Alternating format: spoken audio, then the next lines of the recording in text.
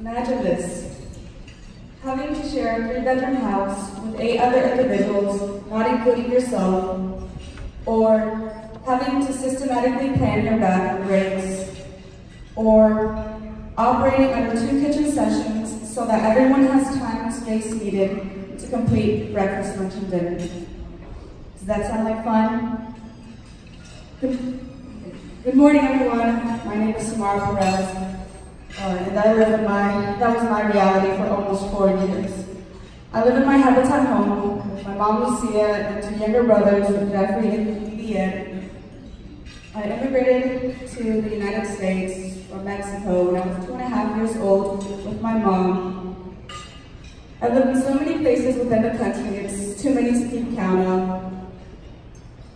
My family will always be some of the most hard-working people that I will ever meet. So when they aren't afforded a decent place to live, it makes me feel frustrated and confused. I mean, what does a person have to do around here to afford a decent place to live? I learned early on that my family wasn't given the same opportunities that others were given. And I also learned that affordable housing is a global issue and one that is affecting our very own community. The place that my family and I were living in prior to our Habitat home was becoming more and more uncomfortable as the years went by. My mom found out about Habitat through a friend, but it took her a while to muster the confidence needed to apply. My mom wasn't the only one that was lacking confidence throughout this process. At that time, I was 14, and I was confronting my experiences on housing insecurity and disparities. 2 years ago, I was featured in the annual Habitat video, and you could see how serious and resentful I was through my body language and my tone. But that's not me anymore. Eventually, we learned that my mom was approved to buy her Habitat home. The path to Habitat home ownership requires the homeowner to complete sweat equity hours. And for us, that was 250 hours. I wanted to help my mom complete as many of these hours as I could. But at this point in the process, I was only 15, not old enough to build on a Habitat home site. So I helped her out through the youth program.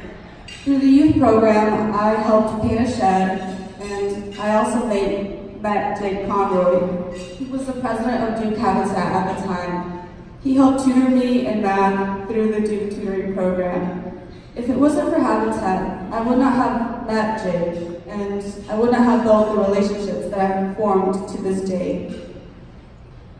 Blake likes to reference that on the weekend of my 16th birthday, I was on my neighbor Sierra's home building. And a little later after that, I'd helped build my own home. Finally, in April of 2017, me and my family moved into our Habitat home. With the stability of home, my confidence grew and healing began. I had my very own room at last. My journey with Habitat did not end the day that we closed on our home. Last summer, 22 scholars and I participated in the North Carolina Community Development Initiative Youth Leadership Program. The program's mission is to develop the next generation of North Carolina leaders through an intensive and innovative 5-week program. At the end of the program, the scholars and I were divided into groups, and each group was given $250 to donate to any nonprofit of their choice. When I first learned about this opportunity, it was a no-brainer who I wanted the recipient to be. And when I proposed Durham Habitat for Humanity as a recipient to my group, we all looked at each other and eventually just said, okay. So why had I decided to invest this money in Habitat? Well, in donating that money, I knew that I would be investing in someone's success. I also knew firsthand the impact and change that Habitat can make, and I could vouch for their work. I also knew where the money was going to in terms of end product, and I wanted to give back after what they did for me and my family.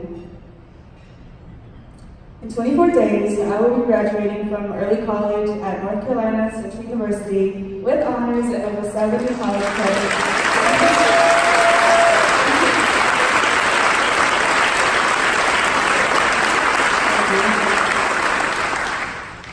I also have the distinct opportunity to intern with Bank of America through their Student Leaders Program, where I will further gain experience on cross-sector partnerships.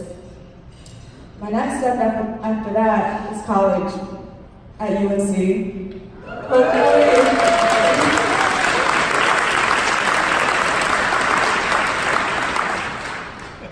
I will be living in a new place.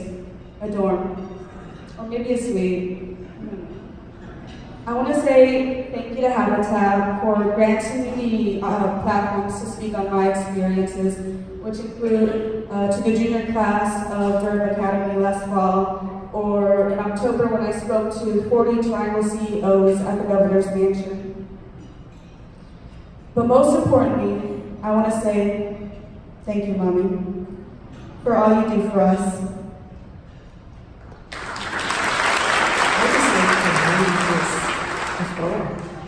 She was like 2.5 years old. And our life in Mexico was not easy. Seeing that I couldn't provide for my daughter. All the things that I do is just for them.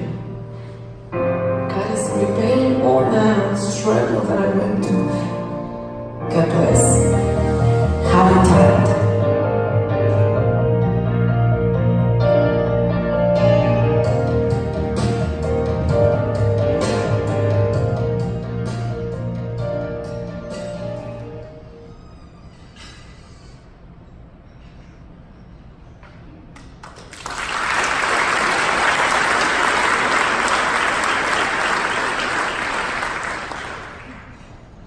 The sacrifices you made, the time and effort you invested, will not go unrecognized. I hope you all will join me today in helping others like me dream big. Thank you.